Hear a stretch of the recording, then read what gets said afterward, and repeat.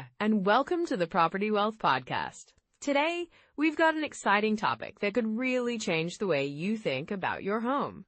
Have you ever considered turning your primary residence into a rental property? Oh, absolutely, Sarah. It's a game changer for a lot of people, especially for those of us over 40 who are looking to build long-term wealth. Right? It's not just about having a roof over your head anymore. It's about making your home work for you. Exactly. And we're going to dive into some practical steps on how to do that and the benefits it can bring. We'll also talk about the potential pitfalls because, it's not all sunshine and rainbows. Yeah, there are definitely some things to consider, like the financial implications and how to manage tenants.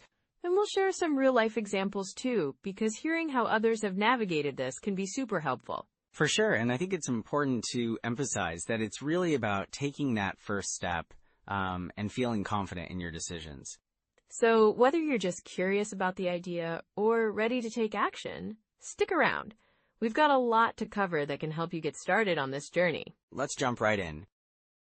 Sarah, one of the biggest reasons this topic matters right now is that a lot of people over 40 are really starting to think seriously about their retirement plans. Absolutely. And it's not just about the numbers, right? With the way inflation has been creeping up, it feels like a lot of folks are realizing their savings might not stretch as far as they thought. Exactly. I was talking to a friend the other day, and he mentioned how he had a comfortable nest egg saved up, but with the rising cost of living, it's like, poof, some of that security feels a bit shaky now. Right? And turning your primary home into a rental can create that extra income stream that helps counteract some of those inflationary pressures. Yes, it's like having a safety net. Think about it. If you can rent out your home, you're not just relying on your savings. You've got that monthly rental income coming in, which can really help cover expenses or boost your retirement funds. And for many people, their homes are often their most significant asset, so why not leverage that? Exactly. I know one couple, let's call them Tom and Lisa. They were in their mid-40s, and they had a lovely home in a neighborhood that was appreciating quite nicely. They decided to downsize, moving into a smaller place, but instead of selling their original home, they turned it into a rental. That's a smart move. So they got to enjoy a lower monthly payment and still benefit from the property appreciating over time? Right, and the rental income helped cover their new mortgage, plus a little extra, which they then funneled into their retirement accounts. It was a win-win for them. That sounds ideal. But, I think a lot of people hesitate because they worry about the responsibilities of being a landlord. That's a valid concern. But, there are property management companies out there that can handle the day-to-day stuff. It doesn't have to be a full-time job. True. And for those who might feel overwhelmed, having someone else manage the property can really take the pressure off. Exactly. Plus, let's not forget the emotional side of things. A lot of people find comfort in knowing they have a tangible asset working for them, especially as they approach the later stages of their careers. Yeah, that sense of security is huge. It's like having a backup plan. Right, and in the current economic climate, that peace of mind can be invaluable. With so much uncertainty out there, knowing you have a rental property can make a big difference in how you feel about your financial future. And it's not just about what it offers you now, right? There's also the aspect of wealth transfer to your family. Absolutely. Imagine being able to pass down not only a property, but also a source of income to your kids or grandkids. It's a legacy that can continue to grow for generations. That's so powerful. I can see how a rental property could provide a nice little financial cushion for them too. For sure. And I think a lot of people don't realize how much potential their homes have. It's like they've been sitting on a gold mine without even knowing it. Right, and with the market shifting, it's important to be proactive. A lot of folks are waiting to sell, thinking they'll cash in big, but the market can be unpredictable. Exactly. By turning their primary home into a rental, they can capitalize on the current market while still enjoying the benefits of property ownership. And with the demand for rentals being high in many areas, it's a great time to consider this option. Yeah, in some neighborhoods, we're seeing bidding wars for rental properties. People are just looking for that flexibility, especially with everything that's happened in the past few years. It really is a changing landscape.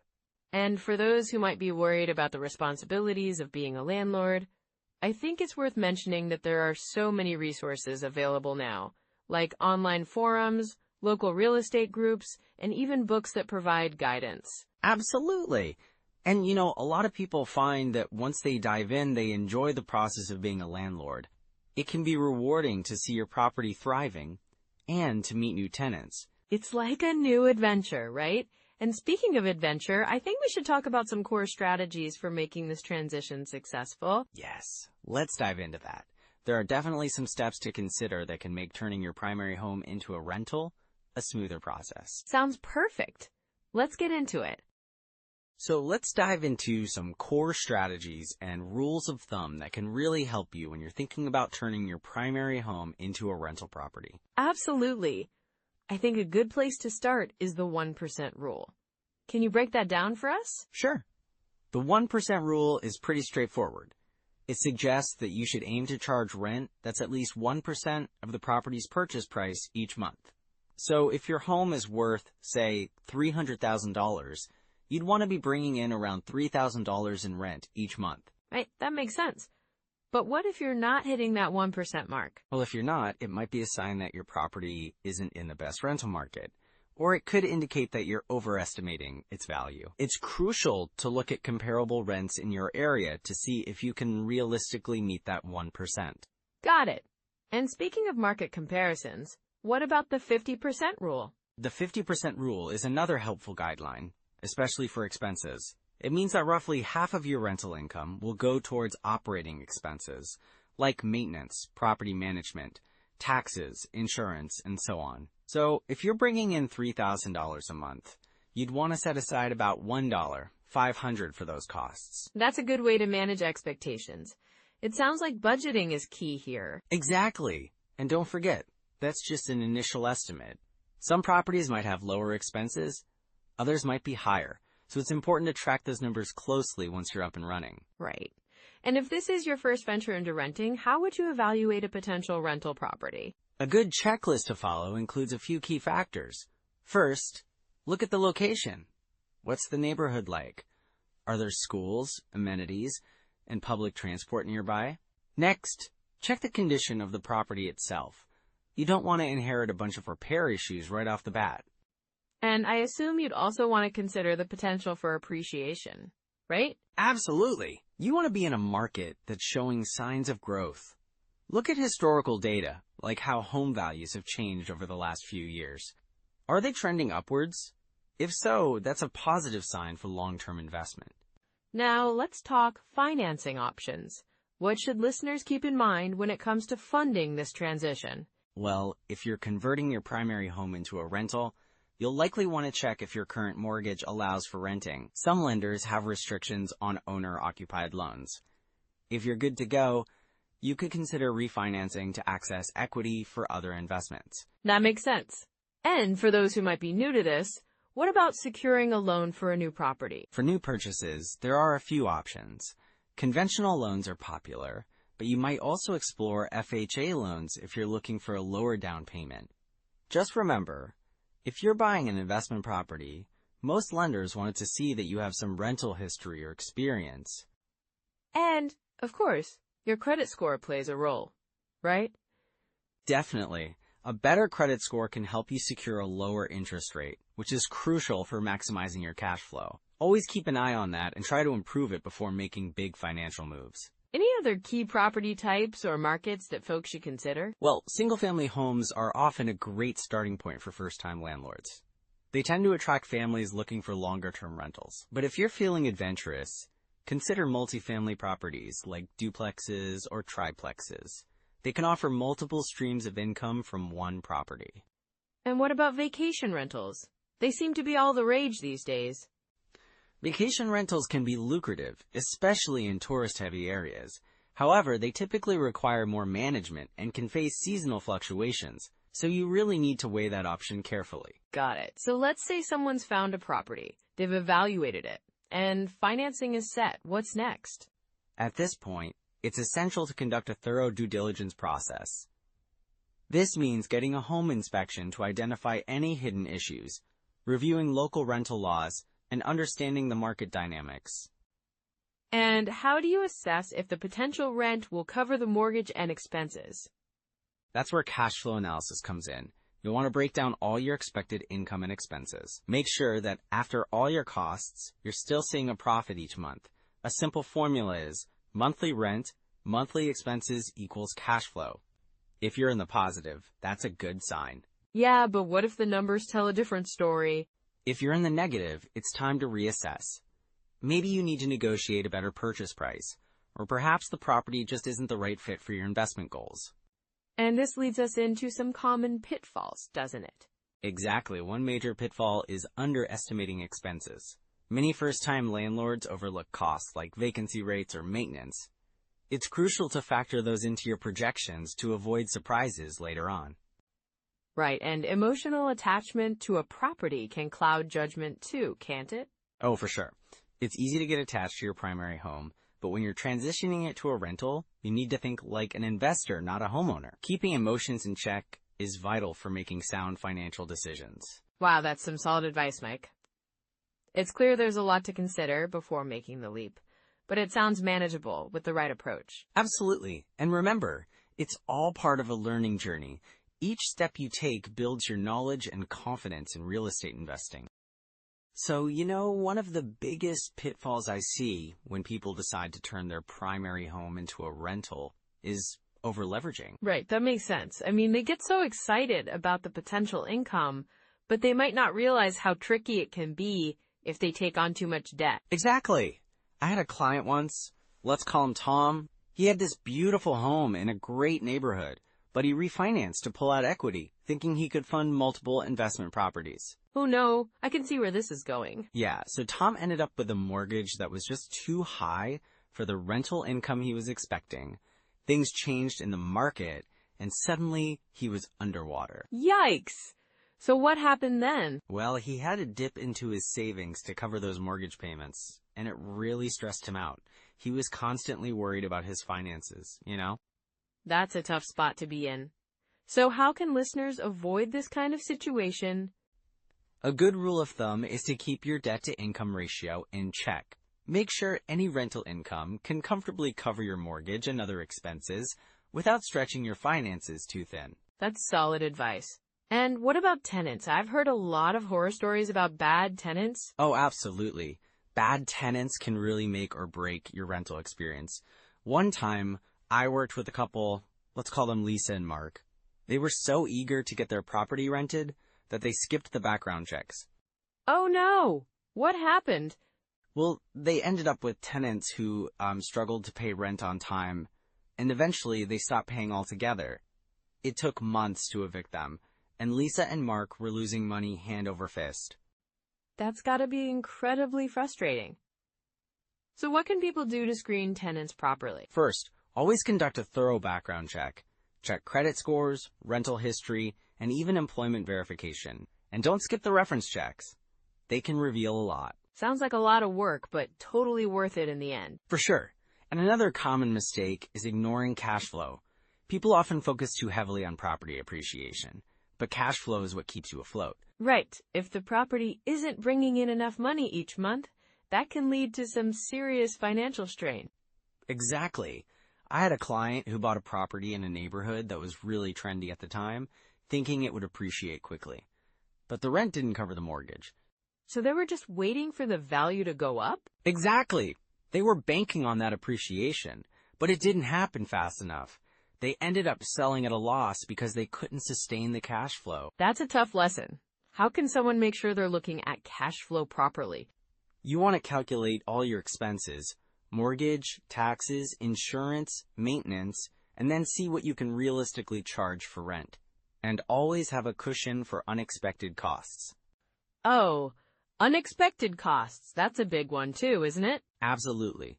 Many new landlords overlook hidden costs like maintenance, repairs, or even property management fees if they decide to hire help. I remember a client who thought they could manage everything themselves. What happened there? Well, the first winter, their heating system broke down. They had to scramble to find someone to fix it, and it ended up costing way more than they anticipated. Plus, they lost a month of rent while it was being repaired. Ouch! That's a hard hit. So having a reserve fund is key, right? Yes. A good rule of thumb is to set aside about 3 to 6 months worth of expenses. just in case. It's like your safety net. And what about timing the market? I know a lot of people get caught up in trying to buy at the perfect time. That's a classic trap. I had a friend, let's call him Dave, who waited for what he thought was the perfect moment. He kept saying, "I'll wait for prices to drop." Did they? Well, they didn't drop, and he ended up buying much later at a higher price. All that waiting cost him, like, a year of potential rental income. That's a great example. So instead of trying to time the market, what should people do? Focus on the fundamentals. Look for properties in good neighborhoods that will likely be in demand for renters, and make sure you can handle the investment even if the market fluctuates. That's a smart approach. So it sounds like the key is really doing your homework up front. Exactly. And being prepared for the unexpected. It's all about planning and being ready to adapt. So if someone finds themselves in a tough spot, what's the best way to recover or avoid these pitfalls? Well, first, educate yourself as much as possible. Join real estate groups, read books, listen to podcasts like this one, and don't be afraid to ask for help from professionals. Yes! Surrounding yourself with the right people can make a huge difference. Definitely. And if you find yourself in a bind, don't panic. Take a step back, reassess your situation, and consider your options. Sometimes selling or refinancing can be a smart move. That's really reassuring advice. I think listeners will appreciate knowing there are always options. Absolutely. It's all about being proactive rather than reactive. And with that in mind, what's the next step for our listeners? Well, I'd say start by evaluating your current financial situation and maybe even reach out to a trusted advisor or mentor to help guide you through the process. Sounds like a great plan to me.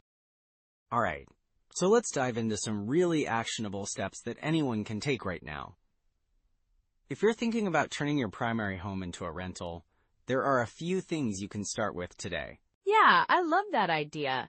What's the first step? Well, the first thing you want to do is research your local rental market. Check out platforms like Zillow or Rentometer. They're great for getting a sense of what similar properties are renting for in your area. You'd be surprised how much information is out there. I've heard of Rentometer. It's pretty user-friendly, right? Exactly. Just plug in your address and it'll give you a rental estimate based on the local market trends. Super helpful to know if your home can actually generate a good return. Sounds like a solid start. What's next? Next, I'd say start crunching the numbers. You can use tools like the BiggerPockets calculator or Deal Check. These apps help you analyze potential cash flow, expenses, and even your ROI. It's all about understanding if this is a viable option for you. Right, but it sounds a bit overwhelming. What if someone is new to numbers or real estate investing? That's a common concern, but it doesn't have to be daunting. Start small. Just pick one deal a week to analyze, whether it's your property or another one that catches your eye. It's all about building that muscle over time. That makes sense. And I guess finding a local meetup could also be helpful. Absolutely. Networking is key. Join a local real estate investing group or meetup. You can learn from others, share experiences, and even find potential partners. Plus, the encouragement from like-minded folks can really boost your confidence. I love that idea. Connecting with others can make such a difference. What about resources like books or podcasts? Great question. There are some fantastic books out there. The book on rental property investing by Brandon Turner is a classic. It's filled with tips and real-life stories, making it relatable. And for podcasts, you can check out BiggerPockets Podcast. They have tons of episodes on all aspects of real estate investing. Those sound like great recommendations. I'll definitely look them up. What about managing the property once it's rented? Right, management is crucial. You could consider using property management software like Cozy or Tenant Cloud. They help you keep track of rent payments, maintenance requests, and tenant communication. Super convenient. That sounds really helpful, especially for someone just starting out. What about the legal side of things? Good point. It's essential to know your local laws and regulations regarding rentals. Websites like Nolo can provide valuable information. And if you can, consult with a local real estate attorney to ensure everything's in compliance. Yeah, I can see how that would save a lot of headaches down the line. Exactly. And speaking of headaches, getting your property ready to rent is another step. You might want to do some minor repairs or updates to make it more appealing. Think fresh paint, tidying up the yard, or even staging it a bit.